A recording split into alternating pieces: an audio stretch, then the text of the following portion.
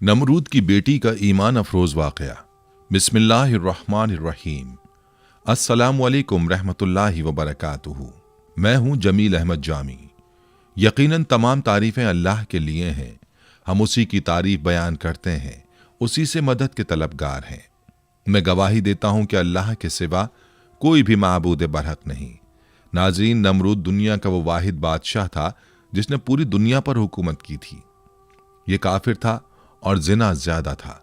ये वो पहला शख्स था जिसने अपने सर पर ताज रखा था और खुल्लम खुल्ला खुदाई का दावा किया था। नमरूद के दौर में हज़रत इब्राहीम अलैहिस्सलाम मबूस बा रिसालत हुए और हज़रत इब्राहीम अलैहिस्सलाम ने ही नमरूद के बुतों को तोड़ा, जिसकी वजह से नमरूद ने हज़रत इब्राहीम अलैहिस्सलाम को आग में फेंका। जब आग बहुक्म खुदा हज़रत इब्राहीम अलैहिस्सलाम के लिए गुलजार बन गई तो उस वक्त चंद गिने चुने लोगों में से नमरूद की बेटी भी आप पर ईमान ले आई। जब नमरूद को इसकी खबर मिली तो उसने अपनी बेटी के साथ क्या किया और नमरूद की आग में हज़रत इब्राहीम अलैहिस्सलाम के साथ कौन से वाक़यात पेश आए, ये आग कितने अरसे में तैयार की गई, खुदावंद मुताल ने छिपकली को मारने का हुक्म क्यों दिया और मेंढक को मारने से मना क्यों फरमाया, इसके साथ साथ आपको नमरूद का अंजाम भी बताएंगे। वीडियो में आगे चलने से पहले आपसे गुजारिश है कि वीडियो को स्किप किए बगैर आखिर तक ज़रूर देखिएगा, और अगर आप हमारे चैनल पर नए हैं तो सबसे पहले हमारे चैनल को सब्सक्राइब कर लें। नाजरीन, नमरूद बड़े तनतने का बादशाह था। सबसे पहले इसने अपने सर पर ताज शाही रखा और खुदाई का दावा किया। ये वलदुज जना था और इसकी माँ ने जिना करा लिया था, जिससे नमरूद पैदा हुआ था। सल्तनत का कोई वारिस पैदा ना होगा तो बादशाहत खत्म हो जाएगी, लेकिन ये लड़का बड़ा होकर बहुत इकबालमंद हुआ और बहुत बड़ा बादशाह बन गया। मशहूर है कि पूरी दुनिया की बादशाही सिर्फ 4 ही शख्सों को मिली, जिनमें से 2 मोमिन थे और 2 काफिर। हज़रत सुलेमान अलैहिस्सलाम और हज़रत जुल्करनैन तो साहिब ईमान थे और नमरूद बख्त नसर ये दोनों काफिर थे। नमरूद ने अपनी सल्तनत भर में यह कानून नाफिज कर दिया था कि उसने खुराक की तमाम चीज़ों को अपनी तहवील में ले लिया था। सिर्फ उन्हीं लोगों को खुराक का सामान दिया करता था जो लोग उसकी खुदाई को तस्लीम करते थे। चुनाचे एक मरतबा हज़रत इब्राहीम अलैहिस्सलाम उसके दरबार में गल्ला लेने के लिए तशरीफ़ ले गए तो उस खबीस ने कहा कि पहले तुम मुझको अपना खुदा तस्लीम करो, तभी मैं तुमको गल्ला दूंगा। हज़रत इब्राहीम अलैहिस्सलाम ने भरे दरबार में अलल ऐलान फरमा दिया कि तू झूठा है और मैं सिर्फ एक खुदा का परस्तार हूँ जो वादहू ला शरीक लहू है। यह सुनकर नमरूद अपने आपे से बाहर हो गया और आपको दरबार से बाहर निकाल दिया और एक दाना भी नहीं दिया। आप और आपके चंद मुताबिईन जो मोमिन थे भूख की शिद्दत से परेशान होकर जाँ बल्ब हो गए। उस वक्त आप एक थैला लेकर एक टीले के पास तशरीफ ले गए और थैले में रेत भर कर लाए और खुदावंद कुद्दूस से दुआ मांगी तो वो रेत आटा बन गई और आपने उसको अपने मुताबिईन को खिलाया और खुद भी खाया। फिर नमरूद की दुश्मनी इस हद तक बढ़ गई कि उसने आपको आग में डलवा दिया, मगर वो आग आप पर गुले गुलजार बन गई और आप सलामती के साथ आग से बाहर निकल आए और अलल ऐलान नमरूद को झूठा कहकर खुदाए वाहदहू ला शरीक की तौहीद का चर्चा करने लगे। नमरूद ने आपके कलमा हक से तंग आकर एक दिन आपको अपने दरबार में बुलाया और मुकालमा बसूरत मनाजरा शुरू कर दिया। नमरूद: ए इब्राहिम, बताओ तुम्हारा रब कौन है जिसकी इबादत की तुम लोगों को दावत दे रहे हो? हज़रत इब्राहिम: ए नमरूद, मेरा रब वही है जो लोगों को जलाता और मारता है। नमरूद: ये तो मैं भी कर सकता हूँ। चुनाचा उस वक्त ने 2 कैदियों को जेल खाना से दरबार में बुलवाया। एक को मौत की सजा हो चुकी थी और दूसरा रिहा हो चुका था। नमरूद ने फांसी पाने वाले को तो छोड़ दिया और बेकसूर को फांसी दे दी और बोला कि देख लो, जो मुर्दा था मैंने उसको जला दिया और जो जिंदा था मैंने उसको मुर्दा कर दिया। हज़रत इब्राहीम अलैहिस्सलाम ने समझ लिया कि नमरूद बिल्कुल ही अहमक और निहायत ही घामड़ आदमी है, जो जलाने और मारने का मतलब ये समझ बैठा। इसलिए आपने उसके सामने एक दूसरी बहुत ही वाज़ेह और रोशन दलील पेश फरमाई। चुनाचे आपने फरमाया, ए नमरूद, मेरा रब वही है जो सूरज को मशरिक से निकालता है। अगर तो खुदा है तो एक दिन सूरज को मगरिब से निकाल दे। हज़रत इब्राहीम अलैहिस्सलाम की ये दलील सुनकर नमरूद मबहूत और हैरान रह गया और कुछ भी ना बोल सका। इस तरह यह मुनाजरा ख़त्म हो गया और हज़रत इब्राहीम अलैहिस्सलाम इस मुनाजरे में फ़तहमंद होकर दरबार से बाहर तशरीफ़ लाए और तौहीद इलाही का वाज अलल ऐलान फरमाना शुरू कर दिया। कुरान मजीद ने इस मुनाजरे की रुदाद इन लफ्ज़ों में बयान फरमाई कि ए महबूब, क्या तुमने न देखा था उसे जो इब्राहिम से झगड़ा उसके रब के बारे में इस पर कि अल्लाह ने उसे बादशाही दी, जबकि इब्राहिम ने कहा कि मेरा रब वो है कि जलाता है और मारता है। बोला, मैं जलाता और मारता हूं। इब्राहिम ने फरमाया, तो अल्लाह तो सूरज को लाता है पूरब से, तू पश्चिम से ले आ। तो होश उड़ गए काफिर के, और अल्लाह राह नहीं दिखलाता जालिमों को। हज़रत इब्राहिम अलैहिस्सलाम खुदाबंद की तौहीद के ऐलान पर पहाड़ की तरह कायम रहे, न कि नमरूद की बेशुमार फौजों से गायब हुए, न उसके जुल्म जबर से मरूब हुए, बल्कि उस जालिम ने आपको आग के शोलों में डलवा दिया। उस वक्त भी आपके पाए अज़्म इस्तक़लाल में बाल बराबर लग़ज़िश नहीं हुई और आप बराबर नाराए तौहीद बुलंद करते रहे। फिर उस बेरहम ने आप पर दाना पानी बंद कर दिया। इस पर भी आपके अज़्म इस्तक़ामत में जर्रा बराबर फर्क नहीं आया। फिर उसने आपको मनाजरे का चैलेंज दिया और दरबार शाही में तलब किया ताकि शाही रोब व दाब दिखाकर आप अलैहिस्सलाम को मरूब कर दे। लेकिन आपने बिल्कुल बेखौफ होकर मनाजरे का चैलेंज कबूल फरमा लिया और दरबार शाही में पहुंचकर ऐसी मजबूत और दंदान शिकन दलील पेश फरमाई कि नमरूद के होश उड़ गए और वो हक्का बक्का होकर लाजवाब और खामोश हो गया और भरे दरबार में उस कलमा हक की तजल्ली हो गई। बिलाखिर हजरत इब्राहिम अलैहिस्सलाम की सदाकत और हक्कानियत का परचम सर बुलंद हो गया और नमरूद एक मच्छर जैसी हकीर मखलूक से हलाक कर दिया गया। हजरत इब्राहिम अलैहिस्सलाम को आग में फेंकने का वाक़या मुफस्सिरीन ने इस तरह बयान किया है कि ईद के दिन कौम के लोगों ने हजरत इब्राहिम अलैहिस्सलाम को भी शहर से बाहर मेले में चलने की दावत दी, लेकिन उन्होंने तबीयत की खराबी का कहकर जाने से माजत कर ली। दरहकीकत वो ऐसे ही मौके की तलाश में थे। चुनाचे जब पूरी कौम मेले में शिरकत के लिए चली गई तो हजरत इब्राहिम अलैहिस्सलाम एक कुल्हाड़ा लेकर बुतखाने में दाखिल हुए। उनमें से अक्सर उनके बाप आजर के हाथों से तराशे हुए थे। हजरत इब्राहिम अलैहिस्सलाम बड़े देवता के हैकल में चले गए। कौम का सबसे मुकद्दस देवता बातिल खुदाओं का सरदार माना जाता था। हजरत इब्राहिम अलैहिस्सलाम ने देखा कि वहाँ मौजूद पत्थर और लकड़ी से बनाए गए देवताओं के सामने फल, खानों और मिठाइयों के ख्वान रखे हुए थे जो लोगों ने चढ़ावे के तौर पर नजर किए थे। हजरत इब्राहिम अलैहिस्सलाम ने उन मूर्तियों को मुखातिब करके कहा, ये सब तुम्हारे लिए रखा है, तुम खाते क्यों नहीं? हजरत इब्राहिम ने दोबारा फरमाया, मैं तुमसे मुखातिब हूँ, तुम मेरी बात क्यों नहीं सुनते, मेरी बात का जवाब क्यों नहीं देते? हजरत इब्राहिम अलैहिस्सलाम ने हथौड़े से उनको तोड़ दिया, लेकिन सिर्फ एक बुत को रहने दिया और उस बुत के कांधे पर कुल्हाड़ा रखकर चले गए। फिर रात गुजरने के बाद सुबह को जब नमरूदियों की वापसी हुई तो उन्होंने अपने बुतखाने में हशर का मंजर देखा। उनके खुदाओं के हशर नशर ने उनके पैरों तले जमीन निकाल दी। इस वाक़े की खबर सबसे पहले नमरूद को दी गई। नमरूद ने कहा कि जब किसी को देखा नहीं गया, क्यों कर किसी को सजा दी जा सकती है? इस पर उन लोगों ने जिन्होंने हजरत इब्राहिम अलैहिस्सलाम को कहते हुए सुना था, खुदा की कसम मैं तुम्हारे बुतों को ठीक कर दूंगा, नमरूद से कहा कि काम सिर्फ इब्राहिम का है। नमरूद ने कहा कि मैं सिर्फ तुम्हारे कहने पर सजा ना दूंगा, ज़रूरत है कि उसको गिरफ्तार करके सरेआम लाया जाए। चुनाचे उसने उनकी गिरफ्तारी का हुक्म दे दिया और हजरत इब्राहिम अलैहिस्सलाम को गिरफ्तार करके नमरूद के दरबार में हाजिर किया गया। दरबार लोगों से खचाखच भरा हुआ था। हजरत इब्राहिम अलैहिस्सलाम रोब और वक़ार के साथ दरबार में दाखिल हुए और शाही प्रोटोकॉल को नज़रअंदाज करते हुए नमरूद के सामने जा खड़े हुए। कुरान करीम में इस हवाले से फरमाया गया, तर्जुमा, कहने लगे, हमारे माबूदों के साथ ये सलूक किसने किया है? बेशक वो तो जालिमों में से है। लोगों ने कहा, हमने एक नौजवान को उनका जिक्र करते हुए सुना है, उसका नाम इब्राहिम है। वो बोले कि उसे लोगों के सामने लाओ ताकि वो गवाह रहें। जब इब्राहिम अलैहिस्सलाम आए तो उनसे कहा, क्या हमारे माबूदों के साथ ही काम तूने किया है? इब्राहिम अलैहिस्सलाम ने कहा कि ये काम उस बड़े बुत ने किया होगा। अगर ये बोलते हैं तो इनसे पूछ लो। वो सर नीचा करके बोले, तुम जानते हो कि ये बोल नहीं सकते। सूरह अंबिया आयत 58-65। हजरत इब्राहिम अलैहिस्सलाम का ये अमल जहाँ साहिब इख्तिदार लोगों और ख़ुद नमरूद पर बिजली बनकर गिरा, वहीं इस अमल से अवामुन्नास के दिलों में हजरत इब्राहिम अलैहिस्सलाम की जुर्रत और हौसले की दाग बैठ गई। मजहबी पेशवाओं ने पुररोब आवाज़ में पूछा, ए इब्राहिम, हमारे बुतों की तौहीन किसने की है? हजरत इब्राहिम ने जवाब दिया, हथौड़ा बड़े बुत के कांधे पर है, उससे पूछो ये सब किसने किया है।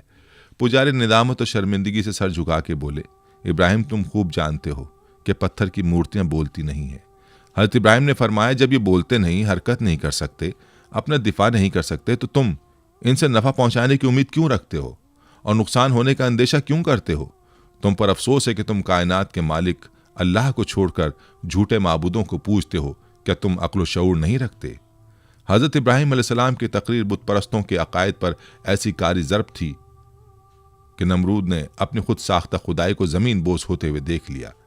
नमरूद चालाक आदमी था। उसने हजरत इब्राहिम अलैहिस्सलाम से पूछा, ए इब्राहिम, तू अपने बाप दादा के दीन की मुखालफत क्यों करता है?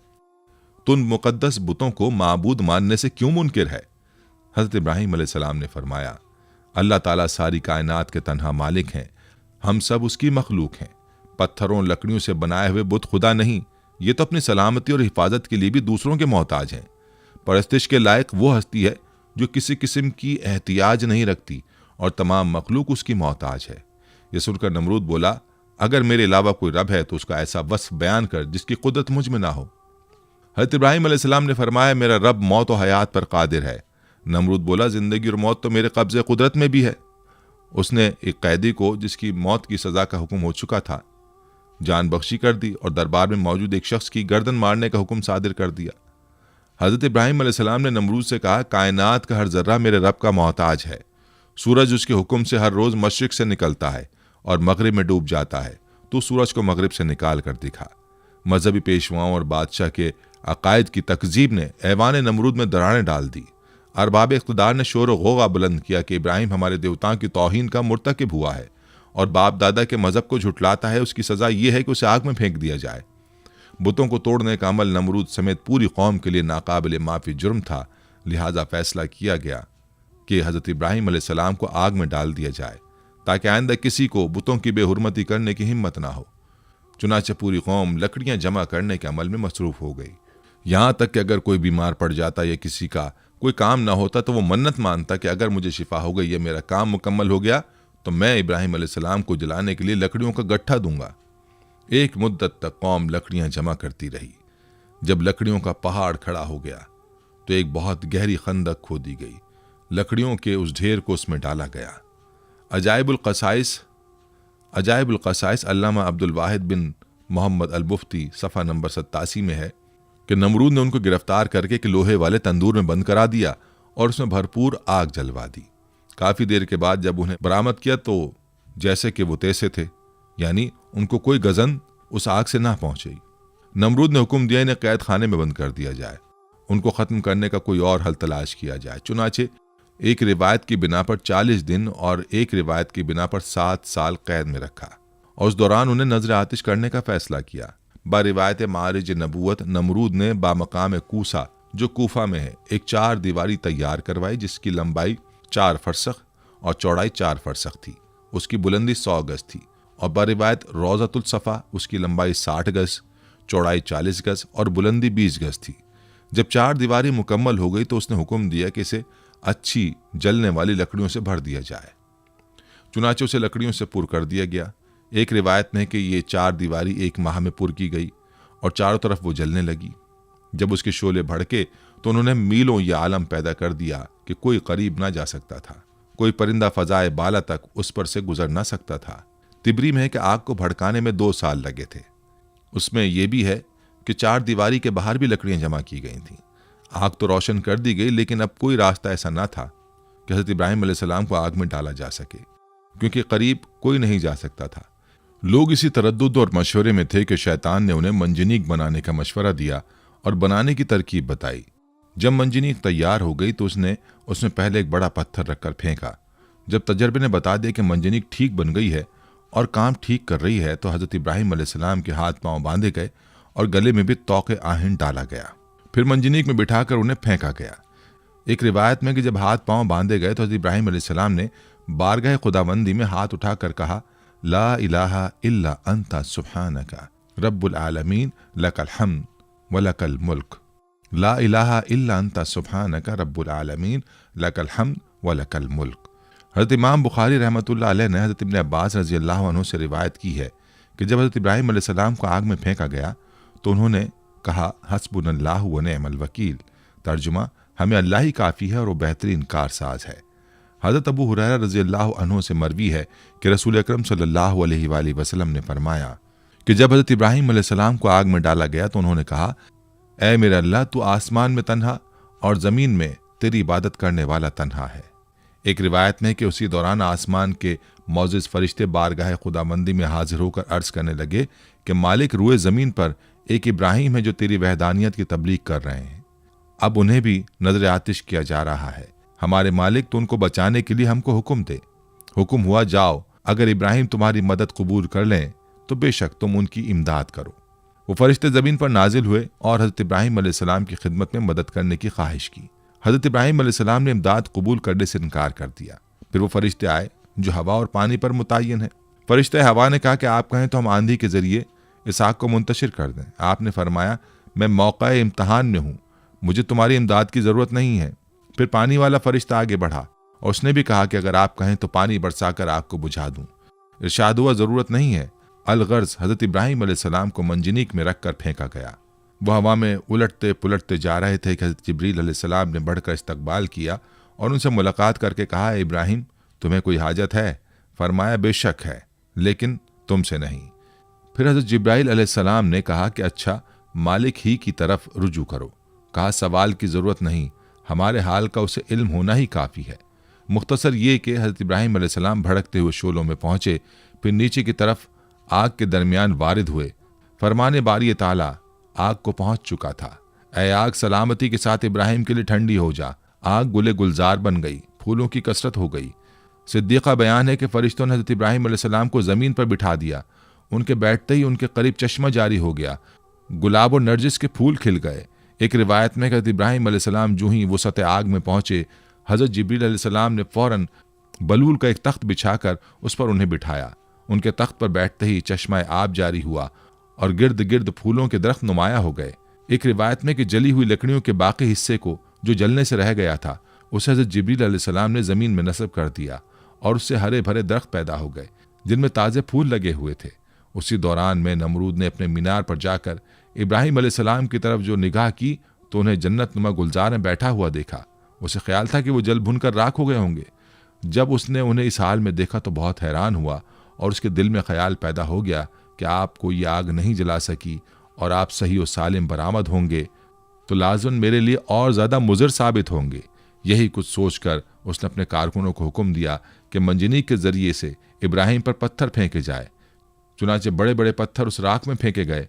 वो पत्थर बारिवायत अजाइबुल क़सस सफ़ा नंबर 88 एक मकाम पर हवा में जमा हो गए और बाहुक्म खुदा बादलों की सूरत इख्तियार करके बरसने लगे, जिसके नतीजे में उस हिस्से के अलावा जो गुलजार बना हुआ था, जिस कदर भी आग इस तवील चार दीवारी में थी, सब बुझ गई।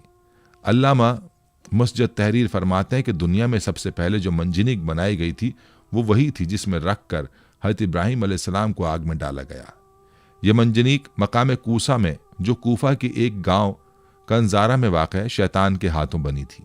उन्होंने हयातुल क़ुलूब के सफ़ा नंबर 90 में तहरीर फरमाया है कि हज़रत इब्राहिम अलैहिस्सलाम को जब हाथ पांव बांध कर मंजनीक में रखा तो उनके चचा आज़र, जो हुकूमत नमरूद का वज़ीर था, हज़रत इब्राहिम अलैहिस्सलाम के पास आया और उनके रुखे मुबारक पर एक तमाचा मारकर कहा, अब भी अपनी हरकत से बाज आ जा और नमरूद की खुदाई को तस्लीम कर ले। हज़रत इब्राहिम अलैहिस्सलाम ने फरमाया, जो खुदा है खुदाई उसी की तस्लीम की जाएगी और उसी की तस्लीम शुदा है। ये ना खुदा है ना इसकी खुदाई मानी जा सकती है। एक हदीस में है कि हज़रत इब्राहिम अलैहिस्सलाम के लिए आग ठंडी हुई तो उसका असर 3 दिन तक दुनिया की तमाम आग पर रहा और उसमें ठंडक आ गई थी। उलमा फरमाते हैं कि अगर अल्लाह ताला ठंडी के साथ सलामती वाली ना कहता तो उस आग की ठंडक हज़रत इब्राहिम अलैहिस्सलाम के लिए नाकाबिले बर्दाश्त होती। बहरहाल ये एक बड़ा मौज़ा है जो आसमान से बातें करती हुई दहकती भड़कती आग के गुले गुलजार बन जाने की सूरत में हज़रत इब्राहिम अलैहिस्सलाम के लिए अल्लाह की मशीयत से ज़ाहिर हुआ और इस तरह अल्लाह ने अपने नबी को मुशरिकीन की शैतानी साजिशों से महफूज फरमाया। अल्लामा इब्न कसीर क़ससुल अंबिया में तहरीर करते हैं कि इब्न अब्बास रज़ियल्लाहु अन्हुम और सईद बिन मुसैब से मरवी है कि जिस वक्त हज़रत इब्राहिम अलैहिस्सलाम को आग के सुपुर्द किया जा रहा था उस वक्त बारिश बरसाने वाला फरिश्ता सख्त इस्तराब और परेशानी के आलम में कह रहा था कि कब मुझे हुक्म मिले कि मैं मूसलाधार बारिश बरसाऊं। लेकिन अल्लाह का हुक्म उसकी सोच से भी ज्यादा बरक रफ्तार था और अल्लाह ने खुद ही आग को हुक्म फरमा दिया। उन नाजुक लम्हात में हज़रत जिब्रील अलैहिस्सलाम उनके साथ थे और आप अलैहिस्सलाम की जबीन अथर पेशानी से पसीना पहुँच रहे थे। उस पसीने के अलावा कोई और तकलीफ आपको नहीं पहुंची। हज़रत काब बिन अखबार रज़ियल्लाहु अन्हु बयान फरमाते हैं कि जिस रोज़ हज़रत इब्राहिम अलैहिस्सलाम को आतिश नमरूद के सुपुर्द किया गया उस रोज़ आग से तपिश और गरमाइश ख़त्म कर दी गई थी, जिसकी बिना पर ना लोगों के चूल्हे गर्म हो सके और ना ही आग से कोई काम लिया जा सका। हज़रत काब रज़ियल्लाहु अन्हु ने मजीद फरमाया कि उस रोज़ आग ने हज़रत इब्राहीम अलैहिस्सलाम से बंधी हुई रस्सी के अलावा कुछ और न जलाया। हज़रत सादी रहमतुल्लाह अलैह फरमाते हैं कि हज़रत इब्राहीम अलैहिस्सलाम के साथ साया करने वाला फरिश्ता भी था और 1 मील तक साया, ठंडक और सलामती थी और सरसब्ज बाग गुलो गुलजार बन गया था, जबकि आसपास आग अपने शोलों और शरारों के साथ भड़क रही थी और लोग हज़रत इब्राहीम अलैहिस्सलाम की तरफ देख रहे थे। सुभान अल्लाह।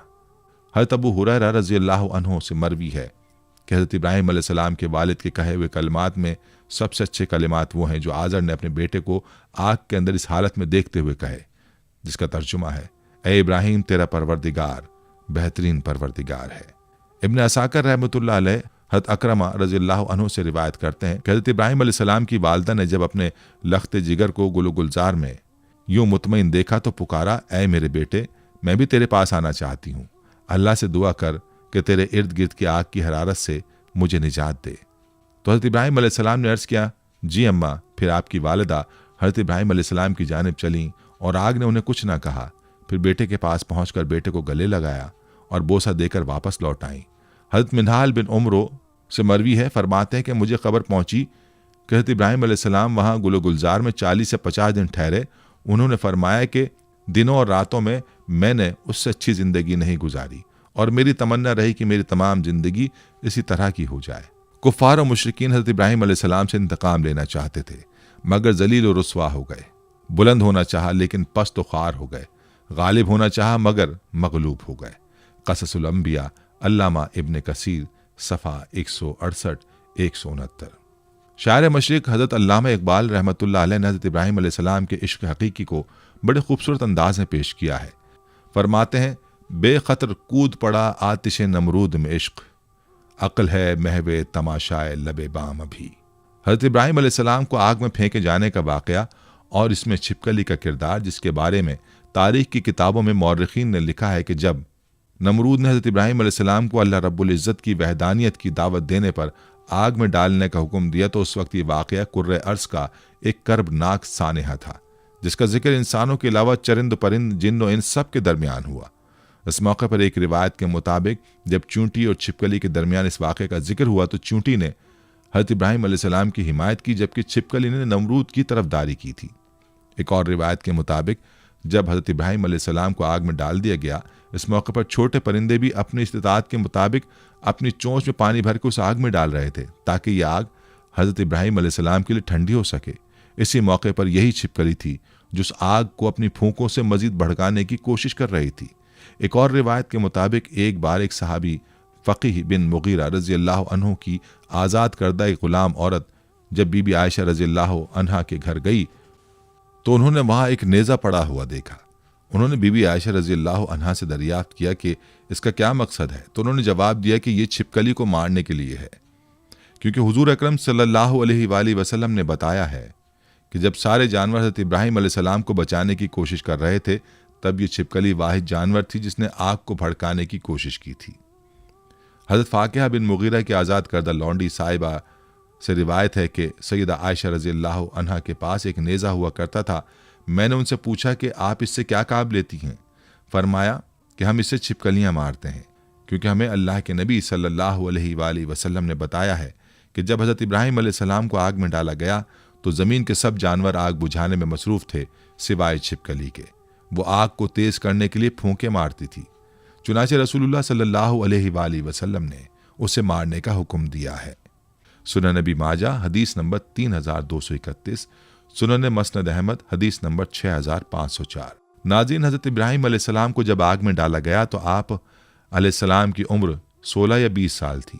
आप अलैहिस्सलाम कितनी मुद्दत तक आग में रहे, इस सिलसिले में 3 अक़वाल हैं। बाज़ मुफस्सिरीन कहते हैं कि आप 7 दिन तक आग में रहे। मौरख़ीन का बयान है कि आतिश नमरूद के गुलजार बनने के वाक़यात और उसके दीगर हालात देखकर हज़रत लूत अलैहिस्सलाम और जनाब सारा ने ईमान ज़ाहिर किया और नमरूद की बेटी राज़ा भी ईमान लाई। हज़रत लूत अलैहिस्सलाम हज़रत इब्राहीम अलैहिस्सलाम के चचाजाद भाई थे और जनाब सारा चचाजाद बहन थी। नमरूद की बेटी के ईमान लाने के मुतालिक अल्लामा अब्दुल वाहिद बिन मोहम्मद अल मुफ्ती बहावाला मारिजुल नबूवत में लिखते हैं कि नमरूद की बेटी राज़ा बड़ी ज़ीरक और होशियार लड़की थी। उसने जब हज़रत इब्राहीम अलैहिस्सलाम के आग में डाले जाने को देखा तो बड़े इसरार से अपने वालिद को इस बात पर राज़ी किया कि उसे उस मीनार पर जाने की इजाज़त दी जाए जिस पर सब लोग बैठकर हज़रत इब्राहिम अलैहिस्सलाम को देख रहे हैं। चुनाचे नमरूद ने इजाज़त दे दी और वो उस मीनार पर जा पहुंची। वहां पहुंचकर उसने हालात देखे। उसे देखकर बड़ा ताज्जुब हुआ कि आग गुले गुलजार बन गई और बलोर का तख्त उनके लिए लाया गया है। उसने बेसाख्ता आवाज़ दी, ए इब्राहिम, मैं ये क्या देख रही हूँ? ए इब्राहिम, ये हालात क्यों कर पैदा हुए? खुदा ने उसकी आवाज़ हज़रत इब्राहिम अलैहिस्सलाम तक पहुंचा दी। हज़रत इब्राहिम अलैहिस्सलाम ने जवाब दिया, जिसके दिल में अल्लाह की मार्फत हो उसे आग जला नहीं सकती। उसने कहा कि क्या मुझे इजाज़त है कि मैं आग में आप तक आ जाऊं? आपने फरमाया, तू कलमा पढ़ ले तो हमारे पास आ सकती है। उसने कलमा पढ़ा और चुपके से उतरकर हज़रत इब्राहिम अलैहिस्सलाम के पास जा पहुंची। जब आग के करीब पहुंची, उसे आग के किसी हिस्से ने नुकसान ना पहुंचाया और वो हज़रत इब्राहिम अलैहिस्सलाम तक जा पहुंची। वहां पहुंचकर उसने अपने ईमान की तजदीद की और वापस अपने घर बाप के पास चली गई। नमरूद को जब अपनी बेटी के ईमान लाने का वाक़या मालूम हुआ तो वह आग बगूला हो गया और अपनी बेटी से कहने लगा कि तौबा कर। उसने इनकार किया। फिर उसने जिद की और डराया, मगर उसने परवाह ना की। नमरूद जब उसे समझाने से आजिज हो गया तो उसने अपनी बेटी को जल्लादों के हवाले कर दिया। जल्लादों ने उसे धूप में लिटाकर उसके हाथ और पांव में मेखें ठोक दी। इधर जल्लादों ने उसे सजा दी, इधर खुदावंद ताला ने हज़रत जिब्राइल अलैहिस्सलाम को हुक्म दिया कि मेरी कनीज़ को वहां से तंदुरुस्त करके इब्राहिम तक पहुंचा दो। ये वाक़या हज़रत इब्राहिम अलैहिस्सलाम के आग से निकलने के बाद का है। हज़रत जिब्रील अलैहिस्सलाम ने नमरूद की बेटी राजा को हज़रत इब्राहिम अलैहिस्सलाम की खिदमत में पहुंचा दिया। चुनाचे वो उन्हीं के पास रही। बिलाखिर उन्होंने उसकी शादी अपने एक फर्जंद मदेन के साथ कर दी, जो कि सारा और हाजरा के अलावा कतूरा बीवी से था। फिर खुदा ने उसे ये इज्जत दी कि उसके सिलसिला रहम में बहुत से अंबिया को पैदा किया। बेशक ये दीन इस्लाम का हुस्न है कि जो भी उसकी आगोश में आ गया उसकी दुनिया और आखिरत दोनों संवर गई। हज़रत इब्राहिम अलैहिस्सलाम के असवाए हसना से उलमाए हक को सबक लेना चाहिए कि बातिल परस्तों के मुकाबले में हर किस्म के खौफ व हिरास और तकालीफ से बेनियाज होकर आखिरी दम तक डटे रहना चाहिए और ये ईमान और यकीन रखना चाहिए कि ज़रूर ज़रूर नुसरत खुदाबंदी हमारी इमदाद व दस्तगीरी फरमाएगी और बिलाखिर बातिल परस्तों के मुकाबले में हम ही फतहमंद होंगे और बातिल परस्त यकीनन खाइब व खासिर होकर हलाक व बर्बाद हो जाएंगे। हज़रत इब्राहिम अलैहिस्सलाम का ये तर्ज फ़िक्र व अमल, आपका ये उसवा तमाम हक परस्त आलिमों के लिए चिराग राह है और हकीकत यह है कि आपके असवाए हसना पर अमल करने वाले ज़रूर ज़रूर कामयाबी से हमकिनार होंगे। नाज़रीन, ये थी हमारी आज की वीडियो। हम उम्मीद करते हैं कि आपको हमारी आज की ये वीडियो ज़रूर पसंद आई होगी। अगर आपको हमारी आज की ये वीडियो पसंद आई है तो आपसे गुजारिश करते हैं कि आप हमारे चैनल को ज़रूर सब्सक्राइब कर लें और साथ ही लगे बेल के बटन को भी प्रेस कर लें ताकि आपके पास हमारी आने वाली मज़ीद मालूमाती वीडियोस का नोटिफिकेशन बर वक्त मिलता रहे। सब्सक्राइब के साथ साथ हमारी वीडियोस को लाइक भी करें और अपनी कीमती राय का इजहार कमेंट्स में ज़रूर करें। कमेंट्स में आप अपने सवालात भी हम तक पहुँचा सकते हैं। अल्लाह ताला आपको अपने हिफ्ज़-ओ-मान में रखे। आमीन।